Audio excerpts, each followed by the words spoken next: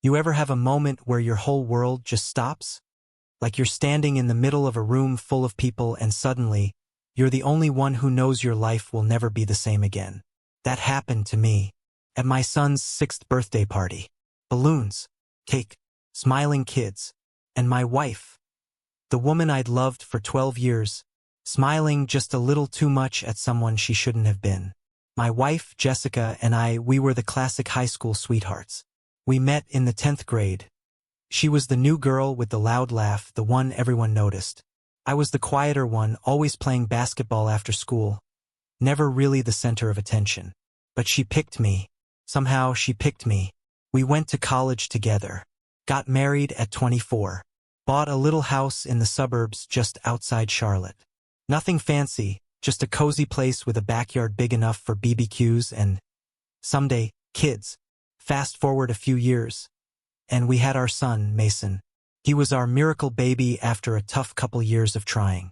Those first few years with Mason were some of the best of my life.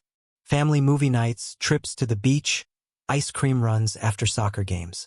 It wasn't perfect, no marriages, but it was ours. I thought we were solid. I really did. I worked a steady job in IT. Jessica picked up a part-time gig at a local marketing firm once Mason started preschool. It wasn't about the money, she said. She just needed to feel like herself again. I supported it. I thought good for her. I thought that's what good husbands do. Looking back now, I think the first cracks showed up about 6 months before Mason's birthday. Little things at first. Jessica started working late more often. At first, it was once or twice a month. Then once or twice a week. Then it felt like every night she had client meetings or team dinners. I text her around 7. Hey, should I wait for you for dinner? Most nights, she wouldn't even reply until 9:30. I'm so sorry, babe, just getting out. Love you. And at first, I believed it. I mean, why wouldn't I? But then came the weekends. Saturday mornings. She used to love sleeping in with Mason cuddled up between us. But now she was always running errands or meeting a friend for coffee. She started guarding her phone like it was her diary from middle school. And I guess I started guarding my heart. There was this one night about a month before the party. She left her laptop open on the kitchen counter. I wasn't snooping. I swear I wasn't. I just happened to see a message pop up. A man's name I didn't recognize. Nothing crazy, just, can't wait to see you again. That last night, unforgettable. I stood there, frozen, staring at that tiny little notification. My gut twisted in a way I can't even describe. But then she walked into the room, and I slammed the laptop shut like I touched something burning. She laughed, a little too loud, and said, "Oops, work drama. You know how it is." I smiled. I nodded. But inside, something shifted. And then came Mason's birthday. The day that blew it all open. The day that everything changed. I guess deep down I already knew. I just didn't want to believe it. After that night with the laptop, I started seeing everything differently. Her late nights didn't feel like work anymore. Her quick smiles. Her distracted hugs. It all felt like a show. There was this Saturday morning. Usually weekends were family time. Mason would crawl into bed between us, all sleepy and warm, and Jess would laugh and tickle him until we all got up. But lately, she started going to the gym early, said it helped clear her head. That morning, Mason ran into our bedroom, clutching his toy dinosaur. "Where's Mommy?" he asked, crawling up beside me. I glanced at the clock. 7:15 a.m. Her gym bag was gone from the corner. "She went to exercise, buddy. She'll be back soon." I tried to say it cheerfully, but it came out hollow.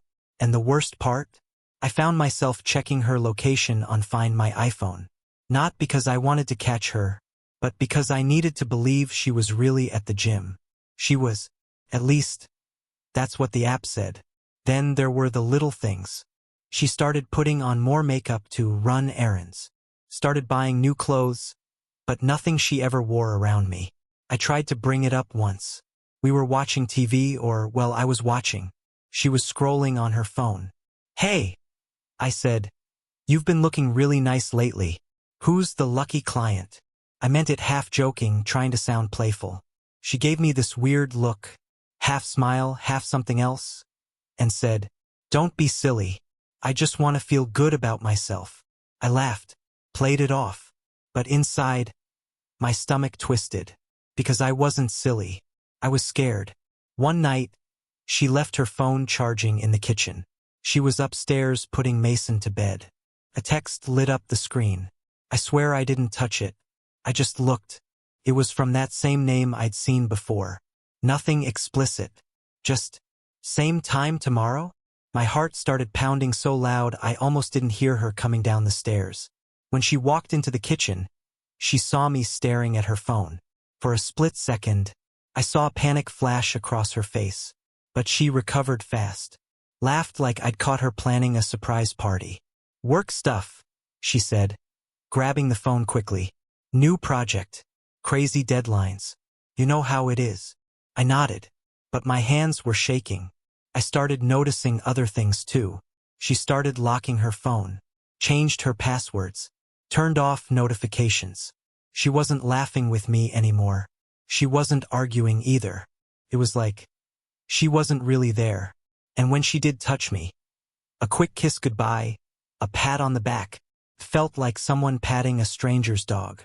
Cold, mechanical. Then came the final clue. It was a Thursday night. I was supposed to work late, but the meeting got canceled. So I came home early, thinking I'd surprise her and Mason. When I pulled into the driveway, I saw her car there. Lights on inside, music playing softly through the windows, and laughter, but not Mason's. An adult's voice. A man's voice. I stood there in the driveway, frozen. Heart pounding so loud I could barely breathe. Hand on the doorknob. Scared to open it. Scared to know. I didn't open the door right away. I just stood there, listening. My mind was racing. Was I hearing things? Was it the TV? I told myself to calm down. That there had to be an explanation. That Jessica wouldn't do this. Finally, I pushed the door open. The house looked normal enough. Mason's toys were scattered across the living room. The smell of dinner, spaghetti, Mason's favorite, filled the air. But no Jessica. No mystery man either.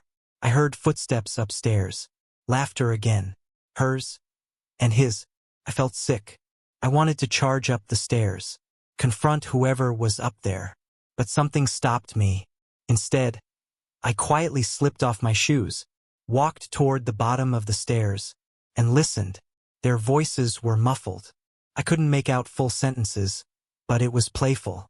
Too playful. My fists clenched at my sides. Then I heard Mason's voice. Relief flooded through me so fast I almost staggered. It wasn't another man up there. It was Jessica's cousin, Ryan. He had just moved back to town a few months earlier. Ryan and Jess had always been close, like brother and sister. I felt stupid, paranoid.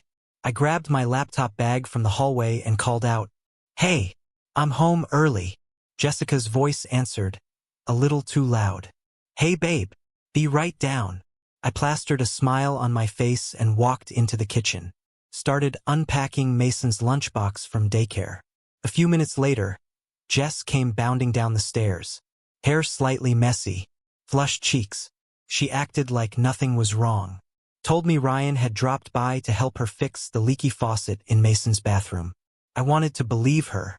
I really did. But something inside me just didn't. Over the next few weeks, things only got weirder. She kept getting more secretive with her phone, always flipping it over when I walked into the room. Suddenly setting up new password security questions she never had before. We stopped eating dinner together. Stopped watching our favorite Netflix shows. When I asked if she wanted to catch up on Ozark, she just said, "Maybe later. I'm tired." But she wasn't too tired to sit in bed scrolling for hours, laughing at texts she wouldn't show me. One night I cracked. I said, "Jess, what's going on? You're always somewhere else lately. It's like you're not even here." She sighed. That heavy dramatic sigh she used when she was annoyed. "I'm stressed. Okay? Work is crazy. Mason's starting soccer. The house is a mess. I'm doing my best, all right?" I backed off. Felt guilty for even asking. Maybe I was the bad guy for doubting her. But deep down, the distance between us was growing. And no matter how many times I tried to bridge it, she kept pulling farther away. Little things started happening that I couldn't ignore anymore. She forgot my mom's birthday, didn't even apologize. She missed Mason's parent-teacher conference because of a client call. And one night, when I reached out to hold her hand during Mason's school play, she flinched, pulled away like my touch burned her. Then came the night that broke everything. A Friday. I picked up Mason from his friend's house after a playdate. Jessica said she'd be home late. Working. Again. On the way home, Mason was half asleep in the back seat, clutching his stuffed T-Rex. I glanced at the clock. 8:47 p.m. As I turned onto our street, I noticed a black car parked 2 houses down. Engine running. Headlights off. I didn't think much of it at first. Maybe a neighbor's friend. Maybe an Uber driver waiting for a pickup. But when I pulled into our driveway, I saw Jessica standing outside our front door, talking to someone through the window of that black car, laughing, tucking her hair behind her ear like she used to when we first started dating. And then, she leaned in, way too close, way too familiar. My hands gripped the steering wheel so hard my knuckles turned white. Mason stirred in the back seat, mumbling in his sleep. I forced myself to breathe, forced myself to stay calm. Jessica waved goodbye to whoever it was, walked back inside without even noticing me sitting there in the driveway. I didn't follow her in right away. I just sat there, staring at the house, at the black car that peeled away into the night, feeling something inside me crack. For the first time, I knew for certain, this wasn't just my imagination. This wasn't stress. This wasn't a misunderstanding. Something was really, really wrong. And it was only a matter of time before I found out just how bad it really was. After that night, I couldn't unsee it. Every look, every late text, every excuse, it all stacked up like a tower about to fall. But still, I didn't want to be that guy. The one who checks his wife's phone, who follows her around, who doesn't trust the woman he built a life with. So I waited, watched, pretended everything was normal. Inside, though, I was a mess. I wasn't sleeping. I lost weight. My coworkers even asked if I was okay. I wasn't. A week before Mason's birthday, Jessica told me she needed to work late again. Another big project deadline. I smiled, said, "Of course, babe. I'll hold down the fort." But as soon as she left, I put Mason in the car and followed her. I didn't even know what I was planning to do. Just drive. Just see. She wasn't dressed for work. She was wearing that green blouse, the one she always said made her feel confident, and jeans that fit her just a little too perfectly. I stayed a few cars back, hands sweating on the steering wheel. She wasn't going downtown where her office was. She headed across town, toward the restaurants and little shops by the river, pulled into a parking lot next to a cozy little coffee shop. I watched as she got out, looked around, checked her phone. Then a man stepped out of a black SUV. Same black SUV I'd seen on our street that night. He smiled when he saw her. She lit up like I hadn't seen in years. And then, they hugged. Not the quick, hey friend kind of hug. The kind of hug that lingers. That says, I missed you. That says, I want more. I felt like throwing up right there in the car. Mason stirred in his car seat, mumbling about McDonald's fries. Couldn't breathe. Couldn't move. I watched as Jessica and the guy walked into the coffee shop, side by side, talking, laughing. For a second, I thought about barging in, dragging her out by the arm, making a scene. But then I looked at Mason's sleepy face in the rearview mirror, and I couldn't do it to him. Not yet. I drove home, heart pounding, mind spinning. That night, Jessica came back late, smelling like vanilla and something expensive. She kissed me on the cheek, too lightly, almost guilty. Sorry, she said. Long meeting. How was your night? I stared at her for a long second. She smiled, but her eyes didn't meet mine. It was fine, I said, but inside, I was screaming.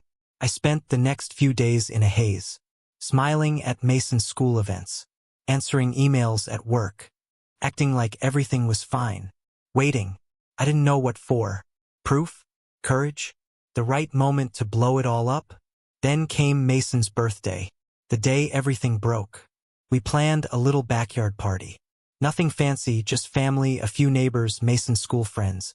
Balloons, pizza, a Spider-Man cake. Jessica threw herself into the party, planning like she was trying to win an award. I watched her all morning, laughing with the other moms, checking the decorations, fixing Mason's little paper crown.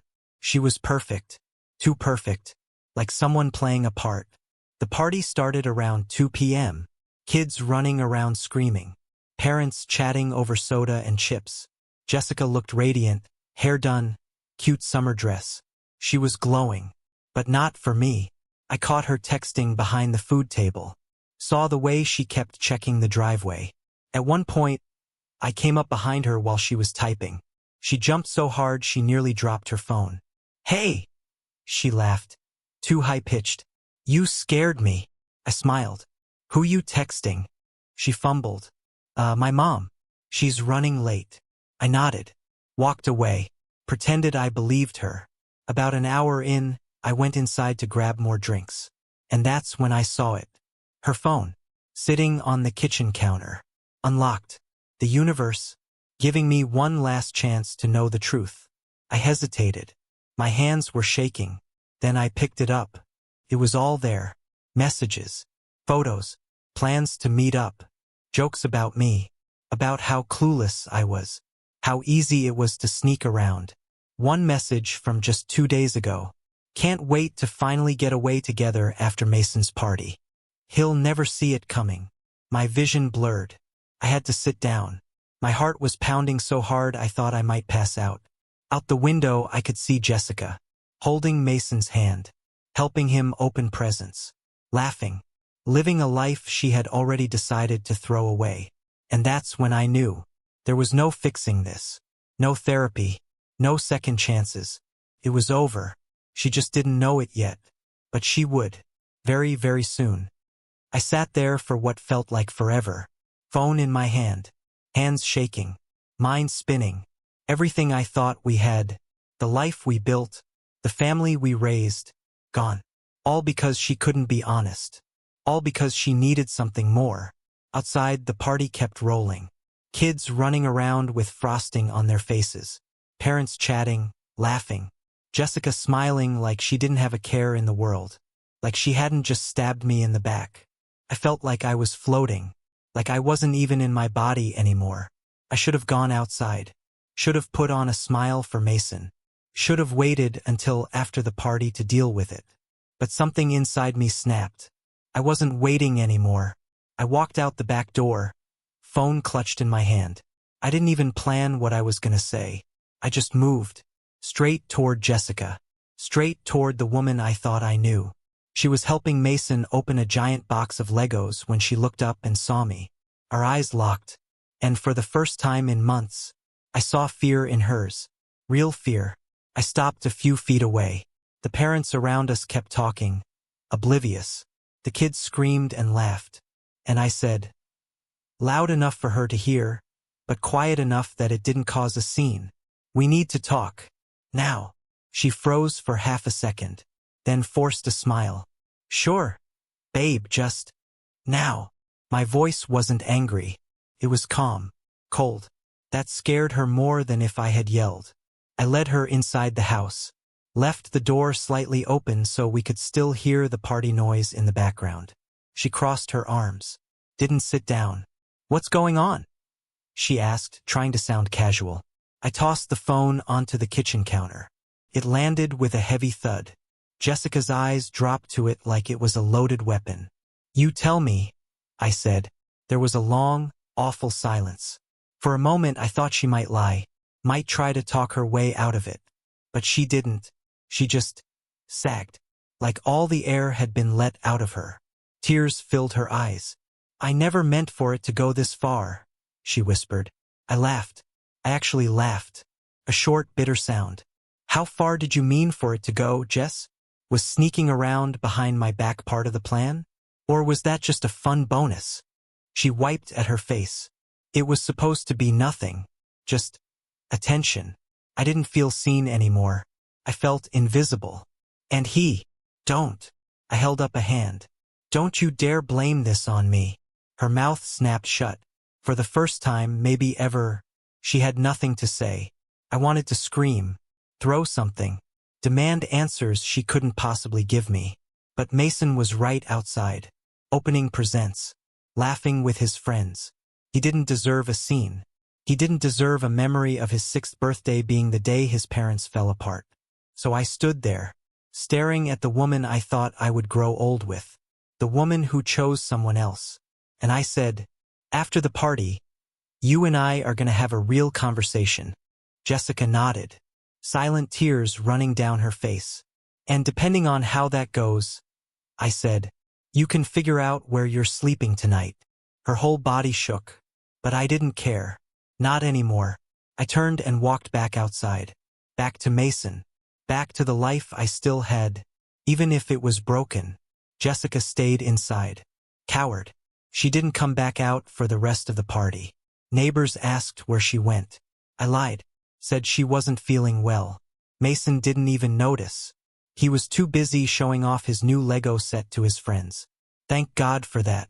As the sun started to set, and the guests slowly trickled out, I stood there in the backyard, watching my son, watching the home we built together, and wondering how I was ever going to survive this, because deep down, I knew nothing would ever be the same again.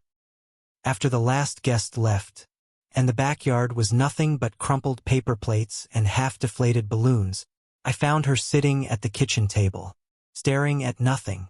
Her phone lay on the table between us, like a confession she couldn't take back. I closed the back door quietly. Mason was upstairs, already asleep. I tucked him in myself after the party. Thank God he was too young to understand, too young to see what was happening to his family. I sat down across from her. Jessica didn't look up, didn't say a word. For a few minutes, neither of us spoke. The house felt huge and empty. The clock on the wall ticked louder than it should have. My own heartbeat echoed in my ears. Finally, I said, "Who is he?" Her lip trembled. "Someone from work." I stared at her, not blinking. "Name?" She hesitated, then whispered it. It didn't matter. The name was just noise. All I could hear was the betrayal behind it. "How long?" I asked. She swallowed. "Almost a year." I sat back in my chair, let out a slow breath. A year. 12 months of lies. 12 months of smiling in my face and sneaking behind my back. It wasn't just a mistake. It was a second life she built while I was putting Mason to bed, while I was making dinner, while I was believing in us. "Did you love him?" I asked, hating myself for needing to know. Jessica shook her head frantically. No, it wasn't like that. I needed to feel something. I needed to feel alive again. I laughed. Another bitter, broken sound. "And ruining your family? Lying to your son? That made you feel alive?" Tears spilled down her cheeks. "I didn't mean to." "You didn't mean to get caught," I snapped. Silence. She couldn't argue with that, because it was the truth. I stood up, paced across the kitchen, hands on my hips, trying to think, trying to breathe. "Did you ever plan to tell me?" I asked. She wiped her eyes, voice barely a whisper. "I didn't know how." I shook my head. "You were never going to, were you? You were just going to string me along, pretend everything was fine, until you figured out a way to leave without looking like the bad guy." Jessica sobbed. "I'm sorry. I'm so sorry." But the words didn't mean anything. They were just noise. I leaned against the counter, felt the cold marble under my palms. "Here's what's going to happen," I said, my voice flat. "You're going to pack a bag. You're going to stay with your mom. And we're going to figure out what's best for Mason." Jessica opened her mouth to argue, but I cut her off. "No, you made your choices. You don't get to stay here and pretend like nothing happened." She nodded slowly, defeated. She went upstairs without another word. I heard her moving around, zipping a suitcase, soft sobs muffled by the walls. I didn't follow. I didn't help. I just stood there in the kitchen, staring at the balloon decorations still taped to the walls. Happy birthday, Mason. A fake smile for a fake day. About an hour later, she came down with a small bag. Eyes red, shoulders slumped. She tried to hug me. I stepped back. Don't, I said. She flinched like I'd slapped her. I opened the door. She walked out without looking back. I closed it behind her, locked it, and stood there, forehead pressed against the wood, trying not to fall apart. That night, after Mason woke up crying from a bad dream, I sat by his bed, ran my hand through his hair, promised him everything was going to be okay. Even though I didn't know if that was true, even though my whole world had just fallen apart. I promised him anyway, because that's what dads do, because that's what he deserved, no matter what. The first few days after Jessica left were strange. The house felt empty, too quiet, too still. No soft music playing in the background. No late-night laughter drifting from the living room. No smell of her coffee brewing first thing in the morning. It was like she'd been erased, like she'd never even lived here. Mason kept asking when Mommy was coming back. Every time, it felt like a knife twisting in my chest. I didn't have the right words, didn't want to lie, but didn't want to break his heart either. So I just said, Mommy needs some time right now, but Daddy's here, and I'm not going anywhere. It was the truth. At least that part was still true. Jessica called the next night. I almost didn't answer, but Mason was sitting next to me, and when he heard her name on the screen, his little face lit up. So I picked up. She kept it short. Said she was staying at her mom's for now. Said she wanted to talk about arrangements. I kept my answers clipped. Polite. Cold. She didn't get tears from me. Not anymore.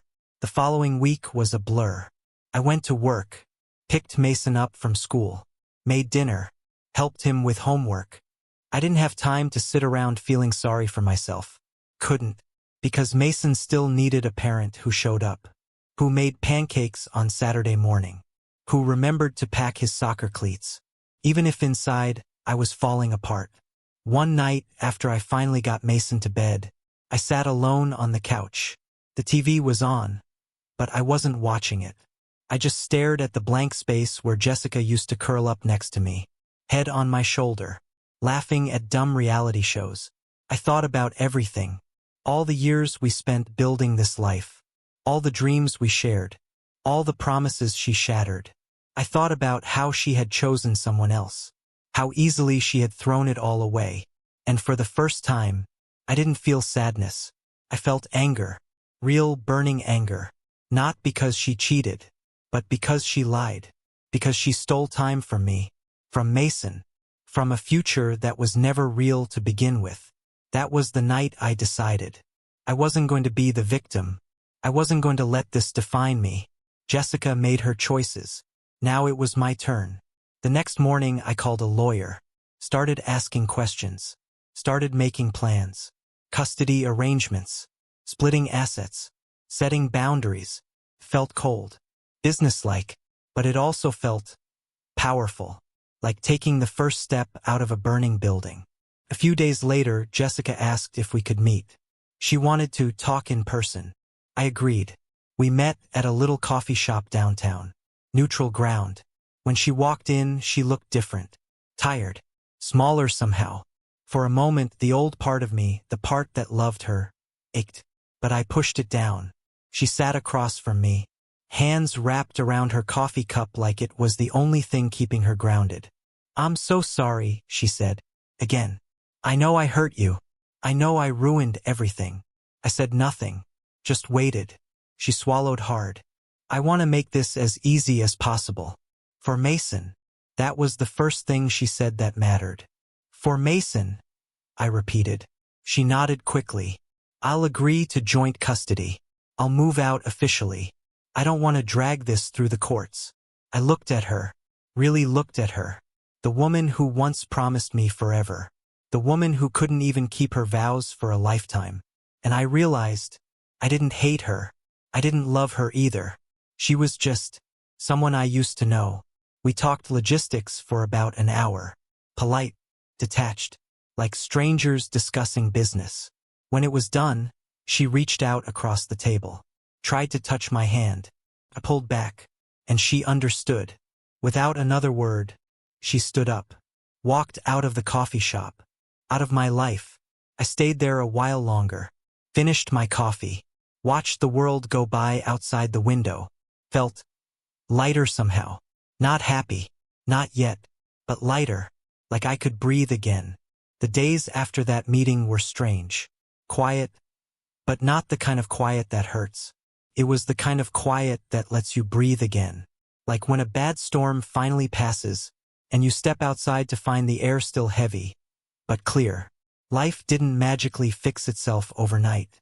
There were bills to sort out, custody schedules to arrange, hard conversations with family and friends who had no idea what had really happened.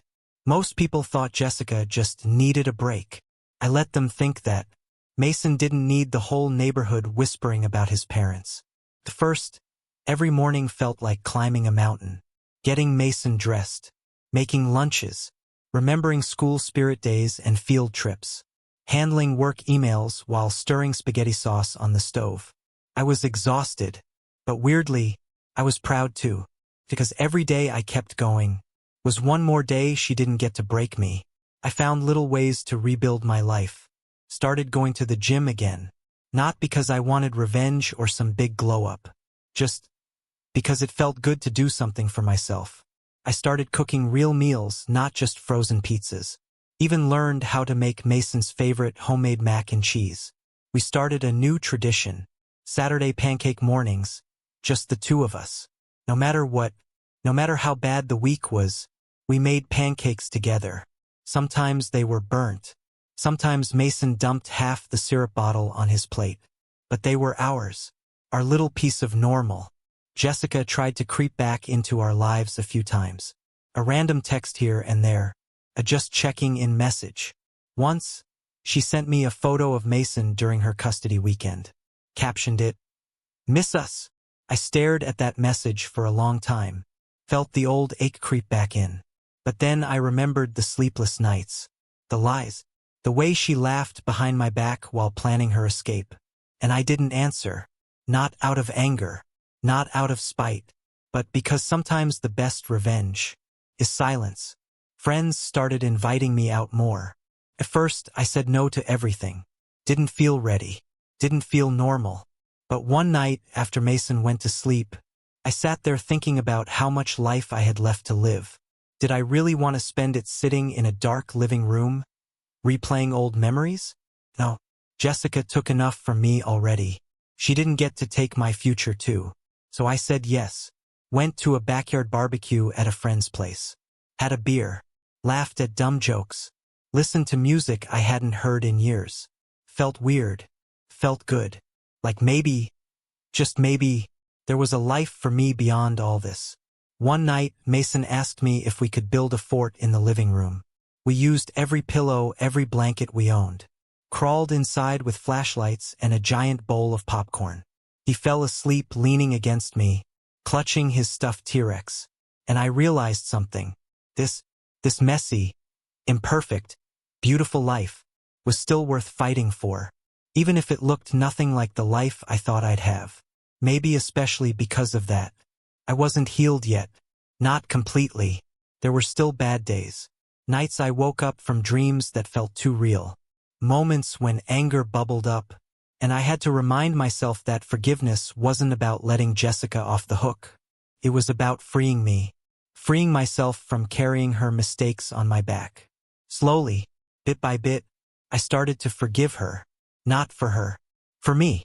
Because moving forward didn't mean forgetting. It meant choosing to live again. Choosing to hope again. Choosing to believe that the best parts of my story were still unwritten. There's this thing nobody tells you about healing. It's not a straight line. It's not like one day you just wake up and feel fine. It's messy. It's slow. It sneaks up on you in the quiet moments. When you're pouring coffee, or folding laundry, or driving past a place you used to go together. And suddenly, you're right back in it. I had days where I felt like I was doing great. Laughing with Mason. Killing it at work. feeling like myself again. And then there were nights I sat alone on the porch, watching the stars, wondering how everything went so wrong so fast. Some nights, I caught myself replaying old conversations. The ones where she said things like, "I'll always choose you." Funny how the things that seem so real in the moment turn out to be just words. I had to rebuild my trust in people.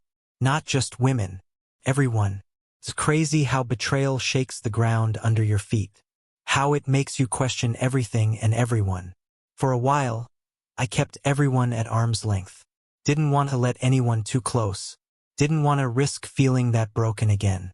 But over time, people proved me wrong. Small acts of kindness. Friends checking in. Family stepping up when I needed it most. They reminded me not everyone leaves. Not everyone lies. Some people stay. Some people fight for you even when you forget how to fight for yourself.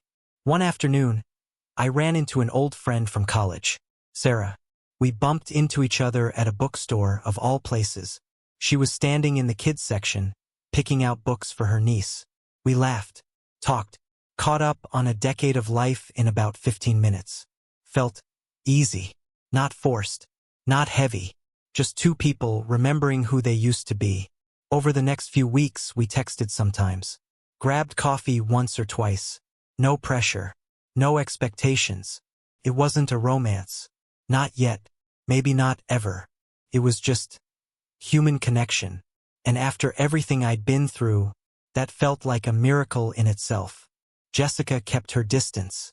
Mostly. Sometimes, she'd text about Mason. Sometimes, she'd ask about something random, a bill, a piece of mail. But she never pushed for more. Maybe she knew. Maybe she realized she broke something that couldn't be repaired. Maybe, in her own way, she was trying to respect the mess she made.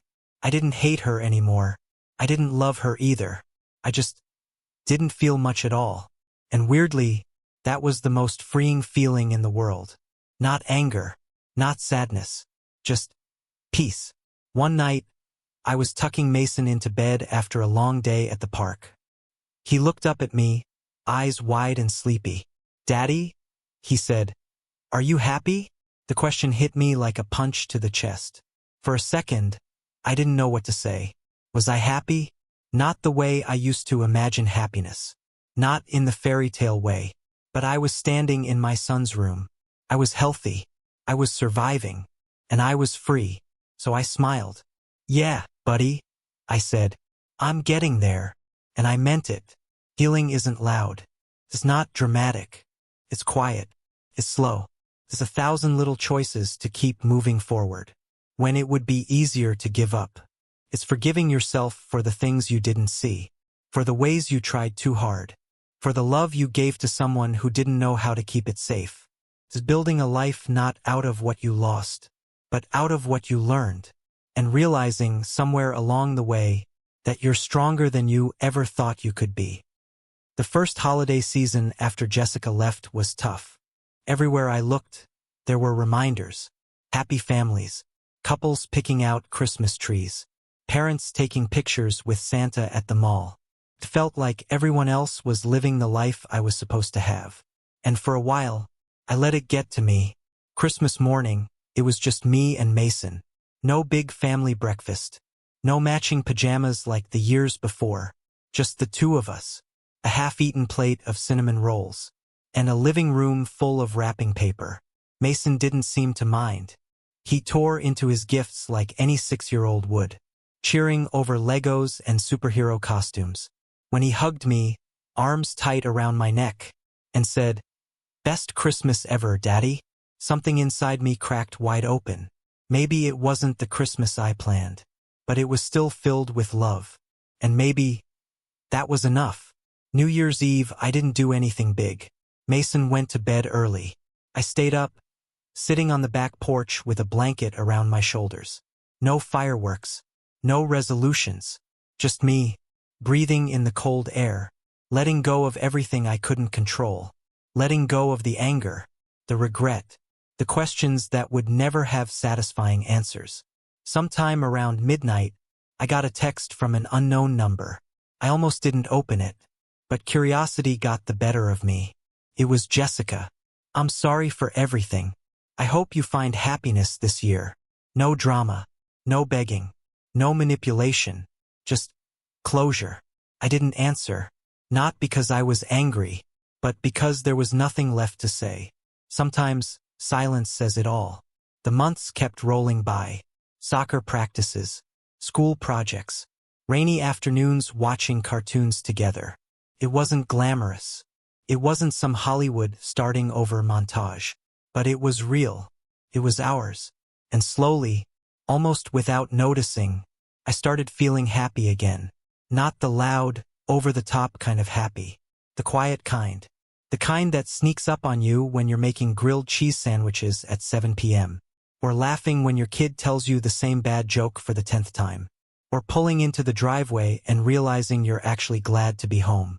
I even started dating again. Carefully. Slowly. No rushing. No pretending. Just coffee dates. Long conversations about everything and nothing. Learning to trust again. One small step at a time. One night, after another messy day of work and soccer games and spilled juice all over the car, I sat on the couch, Mason asleep beside me. And it hit me. I wasn't broken anymore. Bent, sure. A little scarred, definitely. But not broken. I thought about Jessica sometimes. Not with anger. Just as a part of my story. A chapter that ended. A lesson I had to learn the hard way. And strangely, I was grateful. Not for the pain. Not for the betrayal. But for the strength it forced me to find. For the way it showed me who I really was when everything else was stripped away. The thing about being betrayed by someone you love, it hurts. In ways you can't explain to anyone who hasn't been through it. But it also sharpens you. Teaches you to set boundaries. To know your worth. To never, ever settle for half love again. Teaches you that survival isn't about being tough all the time. Sometimes, survival is just about waking up and choosing to try again. Even when everything inside you wants to give up. And if you're lucky, somewhere along the way, you find peace. You find yourself again. You realize you didn't lose everything after all. You still have your heart, your courage, your capacity to love, maybe even stronger than before.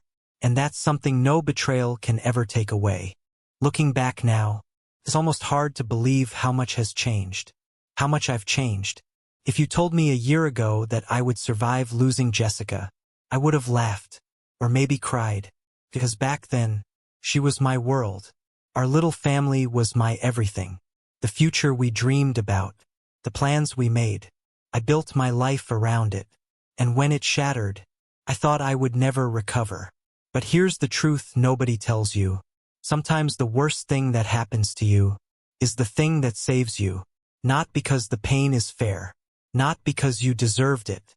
But because it forces you to stop living in a story that was never really yours to begin with. Jessica didn't destroy my life. She exposed the parts of it that were already broken.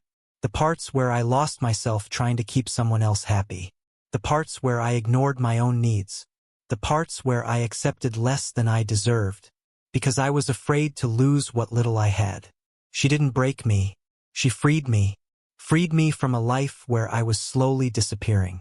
Freed me from a love that wasn't real anymore. And as painful as it was, I'm thankful. Today, my life is different. Simpler. Quieter. But it's mine. No secrets. No pretending. No half-truths. Just real, messy, beautiful life. Mason is thriving. He's older now. Tougher. Kinder. Sometimes I wonder if he remembers those dark days. The tension in the house. The late nights when I cried after he went to bed. But kids are stronger than we give them credit for. He knows he's loved. He knows he's safe. And that's what matters most. As for Jessica, she eventually moved on. Started a new relationship. Sometimes Mason talks about visiting her and her new boyfriend. Stings a little. I won't lie. But I don't let it show. Because Mason deserves to have good relationships with everyone who loves him. Even if those relationships aren't easy for me. That's what real love looks like. Putting him first. Every time. And me? I'm okay. Better than okay some days. I started volunteering at Mason School. Got into hiking again. Took up woodworking. Something I always wanted to try but never made time for. My house isn't always spotless. The laundry piles up. Some nights we eat cereal for dinner. But there's laughter. There's music. There's peace. And you can't put a price on that. Sometimes people ask if I'll ever get married again. Honestly, I don't know. Maybe. Maybe not. I'm open to whatever life has for me. I'm not chasing a perfect picture anymore. I'm chasing peace. I'm chasing truth. And if someone fits into that, great. If not, I'm already whole. The biggest lesson I learned through all of this? You can survive things you think will kill you. You can lose everything you thought mattered, and still find yourself standing, still breathing, still hoping, still loving. You're allowed to grieve. You're allowed to fall apart. You're allowed to rage and cry and question everything. But you're also allowed to get back up, to rebuild, to believe again. Healing isn't about forgetting what happened. It's about remembering who you are underneath the pain. It's about forgiving yourself for the years you lost. Forgiving yourself for not seeing it sooner. Forgiving yourself for loving someone who couldn't love you the right way. It's about giving yourself the chance to start over. On your own terms.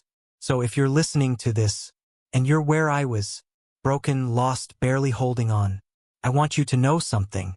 You're stronger than you think. You're worth more than you ever believed. And your story doesn't end here. It's just getting started. Thanks for listening. See you in the next videos.